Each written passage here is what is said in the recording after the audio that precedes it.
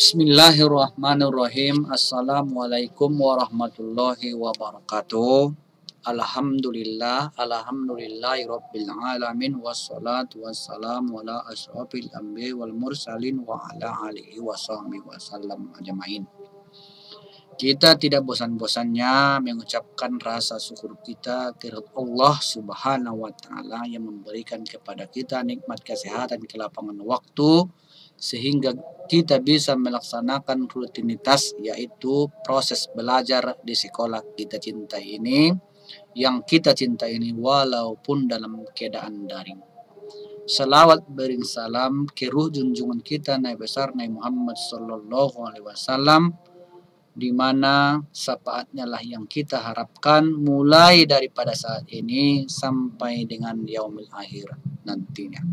Anak kami yang kami sayangi, di sini materi yang Bapak ingin sampaikan adalah perkembangan Islam pada masa modern. Sekilas tentang dunia Islam pada masa modern. Masa pembaruan atau modern bagi dunia Islam adalah masa yang dimulai dari tahun 1800 Masehi sampai sekarang. Jadi ingat, masa pembaruan daripada Islam atau modern bagi dunia Islam adalah dimulai dari tahun 1800 Masehi sampai sekarang 2021. Itulah dunia Islam pada masa modern. Masa pembaruan ditandai dengan adanya kesadaran umat Islam terhadap kelemahan dirinya dan adanya dorongan untuk memperoleh kemajuan dalam berbagai bidang, khususnya dalam bidang ilmu pengetahuan dan teknologi. Jadi itulah dalam hal sekilas tentang dunia Islam pada masa modern. Pada awal masa pembaruan, kondisi Islam secara politik berada di bawah kolonialisme. Baru pada pertengahan abad ke-20 Masehi, dunia Islam bangkit memerdekakan negaranya dari penjajahan bangsa Barat atau Eropa. Adapun di antara negara-negara penduduk mayoritas umat Islam yang memerdekakan dirinya dari penjajah seperti Indonesia, merdeka pada tanggal 17 Agustus 1945, dan Pakistan merdeka pada tanggal 15 Agustus 1947, di mana negara kita Indonesia ini yang mendukung daripada kemerdekaan kita adalah negara-negara Islam, yaitu Arab. Orang yang pertama menyetujui merdekanya Indonesia adalah negara Arab.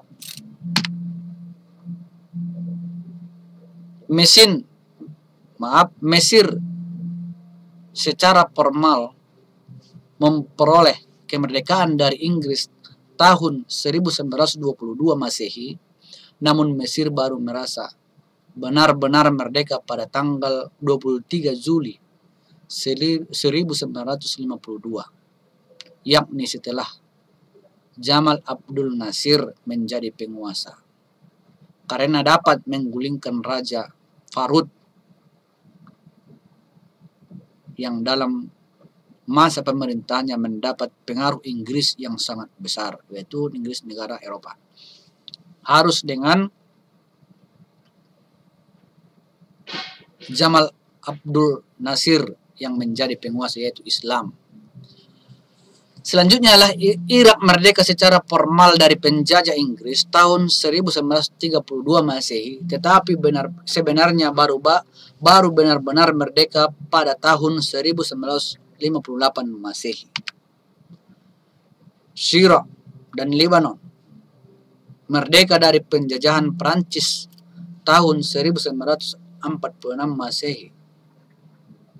Jadi di sini termasuk negara kita, negara Indonesia banyaknya pengaruh Arab untuk mendapatkan kemerdekaan, termasuk daripada negara-negara Islam yang memerdekakan negara. Banyak yang sudah bacakan tadi,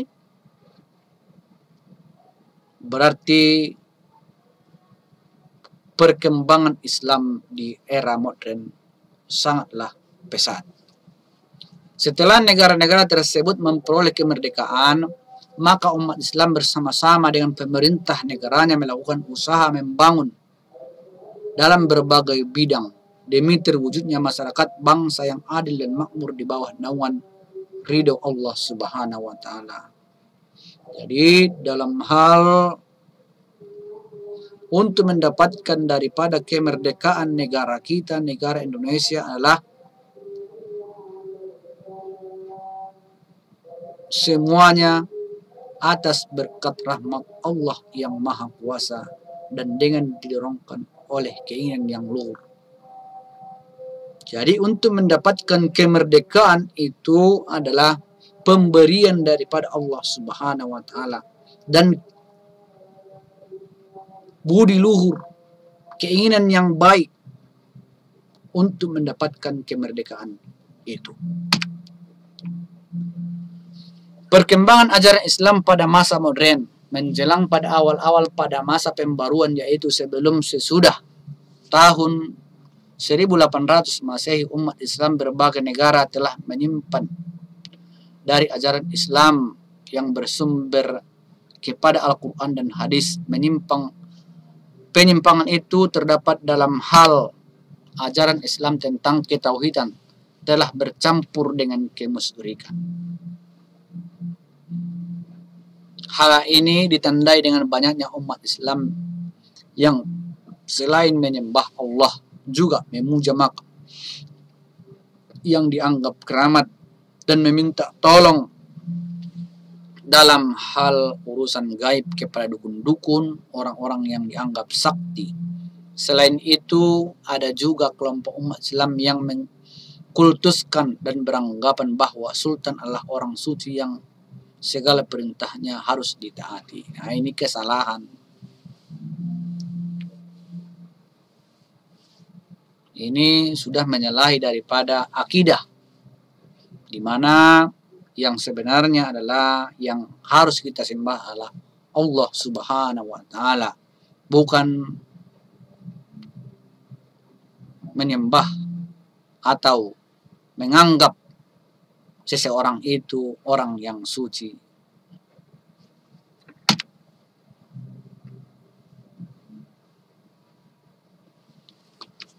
Selain itu, banyak umat Islam yang menganut paham fatalisme, yaitu paham yang mengharuskan berserah diri kepada nasib dan tidak perlu berikhtiar, karena hidup manusia dikuasai dan ditentukan oleh nasib. Ini yang salah. Paham fatalisme itu tidak boleh dalam hal hidup kita, anggapan kita, atau jalan pikiran kita, idealisme kita. Jangan paham fatalisme, di mana paham fatalisme adalah yang semuanya itu pasrah. Kita sebagai umat Islam harus berusaha, berikhtiar yang kuat, yang keras untuk mendapatkan hasil yang baik. Untuk mendapatkan hasil yang baik, harus kita mengorbankan yang banyak juga, termasuklah itu pikiran, tenaga, harta kita untuk mendapatkan kesuksesan dalam hal kehidupan kita. Jadi kita sebagai umat Islam harus mempunyai juang yang tinggi.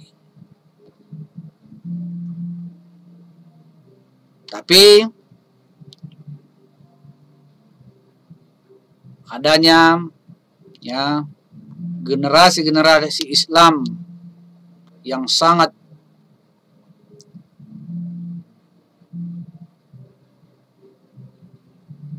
berperan aktif untuk memperjuangkan dalam hal umat Islam, mengajak umat Islam agar kembali bertauhidkan yang murni, yaitu kepada Allah Subhanahu wa Ta'ala. Para pengikut Muhammad bin Abdul Wahab menanamkan kelompok dengan al-muwahhidun atau al-muslimun, yang artinya kelompok yang berusaha mengesahkan Allah Subhanahu wa Ta'ala semurni-murninya. Gerakan pemurnian ajaran Islam yang dilakukan oleh para pengikut Muhammad bin Abdul Wahab ini dinamakan dengan gerakan Wahabi. Ini dia. Dalam hal orang-orang yang berpengaruh untuk mengembangkan agama Islam, umat Islam pada masa modern, baik dia di Mesir, di Istanbul, ini orangnya Rifa'ah Badawi, Rabi At-Tahtawi, Jamahidin Al-Afghani. Inilah dalam hal pemimpin-pemimpin umat Islam untuk mendapatkan kejayaan, untuk mendapatkan meraih kembali menghadapi dunia modern. Itulah sebagai tokoh-tokoh pembaruan Muslim tersebut. Masih banyak lagi tokoh-tokoh pembaruan lain seperti Muhammad Abduh di Mesir yang hidup pada tahun 1849 sampai dengan 1905 Masehi. Masih banyak lagi dalam hal tokoh-tokoh pembaruan Islam untuk umat Islam dan bersaing di negara-negara yang maju. Jadi itulah dalam hal materi kita ini, dalam hal perkembangan Islam pada dunia modern. Dalam hal perkembangan ilmu pengetahuan pada masa modern ini, pada masa pembaruan, perkembangan ilmu pengetahuan mengalami kemajuan. Hal ini dapat dilihat dari berbagai negara seperti Turki, India, dan Mesir. Sultan Muhammad II dan Kesultanan Turki Utsmani melakukan berbagai usaha agar umat Islam di negaranya dapat menguasai ilmu pengetahuan dan teknologi. Usaha-usaha tersebut seperti melakukan modernisasi di bidang pendidikan dan pengajaran dengan memasukkan kurikulum pengetahuan umum kepada lembaga-lembaga pendidikan Islam atau madrasah. Jadi dalam hal ilmu pengetahuan dan teknologi ada juga diperintahkan dalam hal Al-Quran surah